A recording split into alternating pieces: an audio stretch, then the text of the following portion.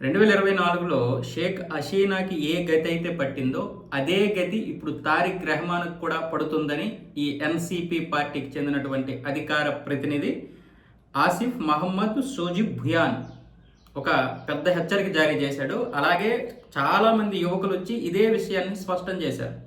మేము యువకులం, మా రక్తం వేడిగా ఉంటుంది, మమ్మల్ని గనక అణచివేయాలని చూసినా మా మీద విరుచుకుపడిన షేక్ హసీనాకి ఏ గతి పట్టిందో తారిక్ రెహమాన్కి అదే గతి పడుతుంది. కాబట్టి ప్రభుత్వం మా మీద ఎటువంటి దాడులు చేయకుండా, మా మీద ఎటువంటి విచారణ చేయకుండా ఉంటేనే మంచిది. మేము చాలా అంటే చాలా మంచి వాళ్ళం ఇప్పుడు ప్రస్తుతానికి, కానీ మా ఎంత హింస చేసే వాళ్ళు ఉండరు. హింస మీరు కోరుకుంటే అది ఎలా ఉంటుందో 2024 మించి చూపిస్తాం, తరిమి కొడతాం. షేక్ హసీనాని భారత్ అయినా కాపాడింది, కానీ నిన్నెవడు కాపాడతాడన్న విధంగా ఇప్పుడు హెచ్చరికలు జారీ చేశారు. ఈ ఎన్సీపీ అంటే నేషనల్ సిటిజన్ పార్టీ, వీళ్ళే 2024లో చాలా పెద్ద రాద్ధాంతం చేశారు. అటువైపు ఏమొచ్చేసి హజీని చంపేశారు కదా తర్వాత ఈ రాజకీయ నాయకులందరూ కలిసి, కానీ వాడే అసలైనటువంటి సూత్రధారి, వాడే ప్రియం అవ్వాలని చూశాడు బంగ్లాదేశ్కి. వాడిని చంపేయడం, ఆ తర్వాత సింగపూర్ వెళ్ళడం, సింగపూర్లో వాడు చనిపోవడం, ఇదంతా జరిగింది. ఇప్పుడేమొచ్చేసి వీళ్ళు హెచ్చరికలు జారీ చేస్తున్నారు. ఈ విధంగా అంటే ఒక దేశాన్ని నాశనం చేయాలంటే బయట నుంచి ఎవడో రావాల్సిన అవసరం లేదు, ఇలాంటి యువత ఉంటే చాలు.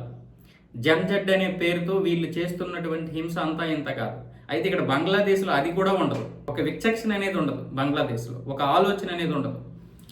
అంటే వాళ్ళకి టైం పాస్, ఒక ప్రభుత్వాన్ని పడగొట్టడం, ఒక ప్రభుత్వాన్ని నిలబెట్టడం అనేది ఒక టైం పాస్. ఆ దేశానికి సంబంధించినటువంటి వ్యవస్థలకు సంబంధించినటువంటి ఇదేం కాదు, కేవలం టైం పాస్.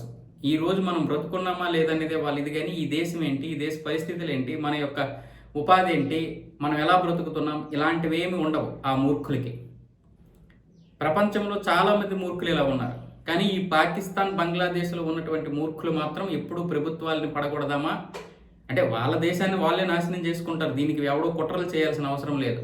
ఇప్పుడు తారిక్ రెహమాన్ ఎలాంటి నిర్ణయం తీసుకోగలరా? తీసుకోలేడు. ఎందుకంటే షేక్ హసీనా ప్రభుత్వం మీద జరిగినటువంటి దాడులు, ఆ చనిపోయినటువంటి విద్యార్థులు ఎవరి వల్ల చనిపోయారు, ఎందుకు చనిపోయారు అని ఎంక్వైరీ చేయిస్తుంది.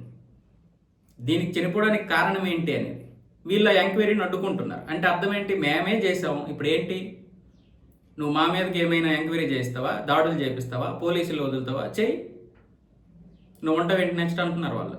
డైరెక్ట్గా చెప్తున్నారు. అంటే ఈ గ్రూపే నడిపిస్తుంది ప్రభుత్వాన్ని అక్కడ, ఇంకా ఆ దేశం ఎప్పుడు అభివృద్ధి అవుద్ది? కాబట్టి ఇలాంటి మూర్ఖుల్ని బాగు చేయాలని మనం అనుకోవాల్సిన అవసరం లేదు, బాగుపడాలని వాళ్ళకి ఎలాగో లేదు. కాకపోతే నా బాధ ఏంటంటే ఇలాంటి మూర్ఖుల నుంచి ఏదో ఒకటి చేసి మన హిందువుల్ని సపరేట్ చేయాలి అక్కడ. అలాగని వాళ్ళని ఇక్కడ తెచ్చుకోలేము.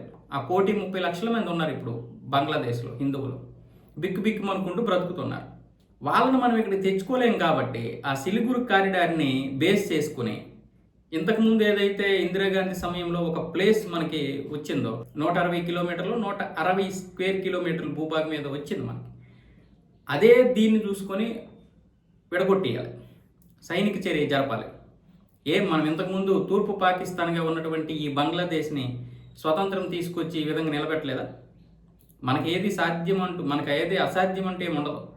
భారతదేశం తలుసుకుంటే ఏదైనా చేయగలుగుతుంది ఈ రెండు దేశాల విషయంలో. కాబట్టి ఆ విధంగా విడగొట్టేస్తే ఈ మూర్ఖులు ఏ విధంగా అయినా చావని, మనకు అనవసరం.